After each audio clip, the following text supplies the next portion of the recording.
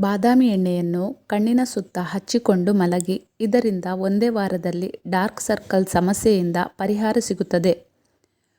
ಮುಖಕ್ಕೆ ತೆಂಗಿನ ಎಣ್ಣೆಯನ್ನು ಹಚ್ಚುವುದರಿಂದ ಚಿಕ್ಕ ಚಿಕ್ಕ ಗುಳ್ಳೆಗಳಿಂದ ಮುಕ್ತಿ ಪಡೆಯಬಹುದು.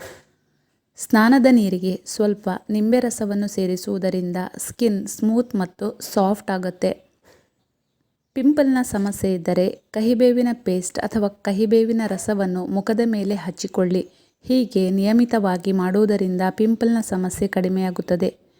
ದಿನರಾತ್ರಿ ಮಲಗುವ ಮೊದಲು ಬಾದಾಮಿ ಎಣ್ಣೆಯನ್ನು ಹಚ್ಚಿಕೊಂಡು ಮಲಗಿ. ಇದರಿಂದ ನಿಮ್ಮ ತ್ವಚೆ ಗ್ಲೋಯಿಂಗ್ ಆಗುತ್ತೆ ಮತ್ತು ನೆರಿಗೆಗಳು ಕಡಿಮೆ ಆಗುತ್ತದೆ.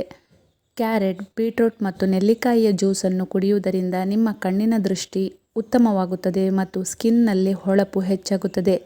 ಪ್ರತಿದಿನ ತಾಜಾ ಅಲೋವೆರಾ ಜೆಲ್ಲನ್ನು ಮುಖಕ್ಕೆ ಹಚ್ಚುವುದರಿಂದ ಚರ್ಮವು ಮೃದುವಾಗಿ ಗ್ಲೋಯಿಂಗ್ ಬರುತ್ತದೆ.